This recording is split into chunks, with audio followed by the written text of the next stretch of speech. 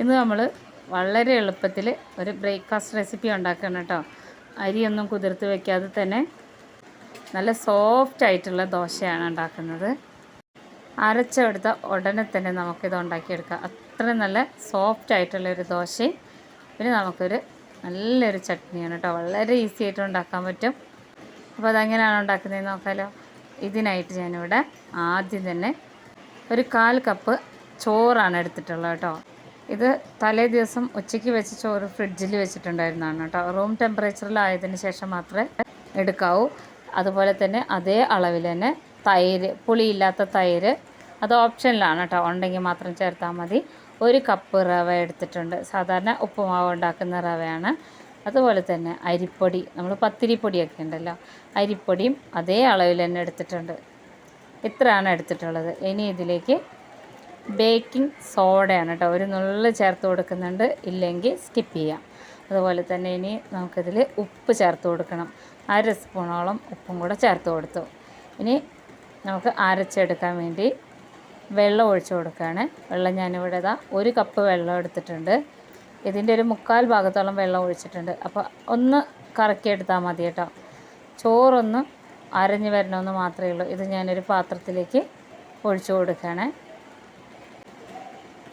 അപ്പോൾ ഇത് കുറച്ചും കൂടെ ഒന്ന് നമുക്ക് ലൂസാക്കണം. അതിനായിട്ട് ഞാനിവിടെ കുറച്ചുകൂടെ വെള്ളം, ഒരു 3 ടേബിൾ സ്പൂണോളം വരും കേട്ടോ. അത് മിക്സി ഒന്ന് ചുഴറ്റിയെടുത്തതാണ്.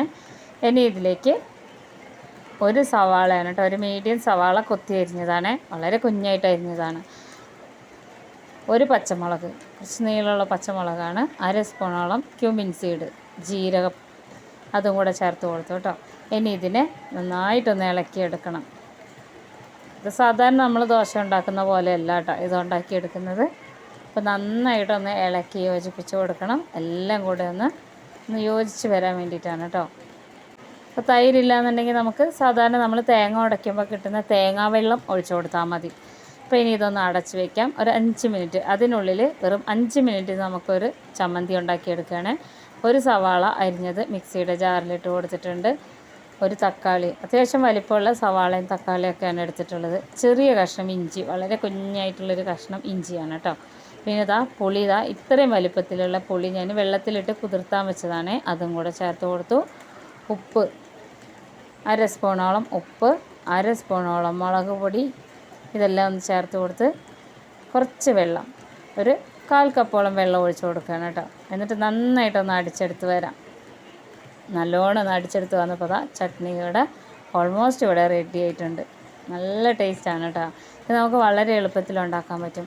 ഇനി ഇതൊന്ന് കടുക് താളിച്ചിടാം. അപ്പോൾ ഇതിനായിട്ട് ഒരു കടായി സ്റ്റൗവിൽ വെച്ച് ചൂടായി വരുമ്പോൾ വെളിച്ചെണ്ണ, 3 സ്പൂണോളം വെളിച്ചെണ്ണ, 1/2 സ്പൂണോളം കടുക് ഒന്ന് നന്നായിട്ടൊന്ന് പൊട്ടി വരുന്ന സമയത്ത് ഉഴുന്ന് പരിപ്പാണ് കേട്ടോ ഇത്, അത് ഒരു 1/2 സ്പൂൺ ഇട്ട് കൊടുക്കുന്നുണ്ട്.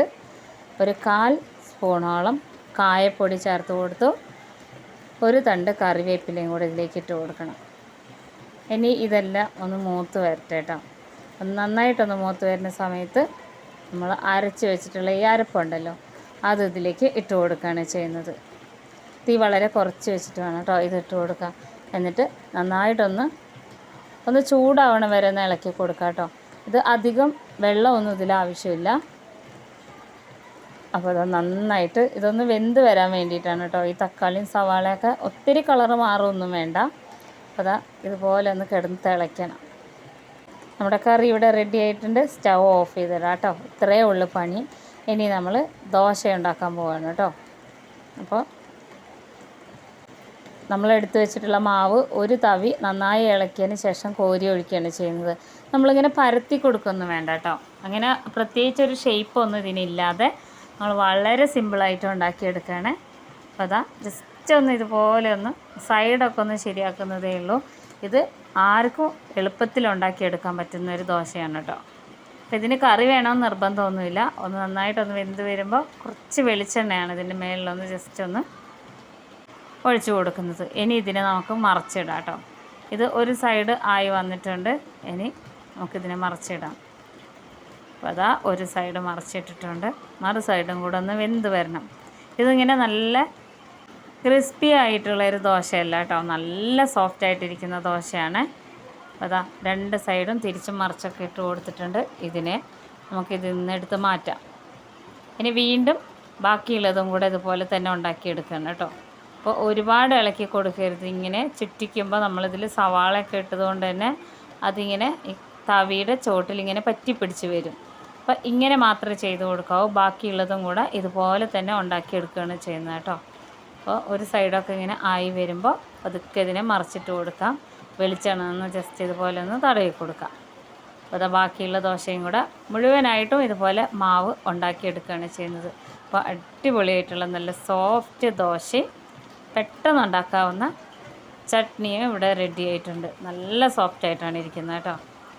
ഇത് നമ്മൾ തലേ ദിവസം കലക്കി വെക്കുന്നൊന്നും ചെയ്യുന്നില്ല, ഉണ്ടാക്കി അപ്പം തന്നെ നമ്മൾ ഉണ്ടാക്കിയെടുക്കുകയാണ് ചെയ്യുന്നത് കേട്ടോ. എല്ലാവർക്കും ഇഷ്ടപ്പെടും. വീഡിയോ കണ്ടുകൊണ്ടിരിക്കുമ്പോൾ തന്നെ നമ്മുടെ ചാനലൊന്ന് സബ്സ്ക്രൈബ് ചെയ്യാൻ മറക്കരുത് കേട്ടോ. ഇഷ്ടമായ ഫ്രണ്ട്സിനൊക്കെ ഒന്ന് ഷെയർ ചെയ്ത് കൊടുക്കണേ. നല്ല സോഫ്റ്റായിട്ടുള്ള ദോശയാണ് കേട്ടോ. എളുപ്പത്തിലുണ്ടാക്കാവുന്ന ഒരു തക്കാളി ചട്നി. അപ്പോൾ എല്ലാവരും ഉണ്ടാക്കി നോക്കി അഭിപ്രായങ്ങളൊക്കെ അറിയിക്കണം കേട്ടോ. അപ്പോൾ ഇതുപോലെയുള്ള ഈസി റെസിപ്പീസുമായിട്ട് നമുക്ക് അടുത്ത വീഡിയോയിൽ കാണാം.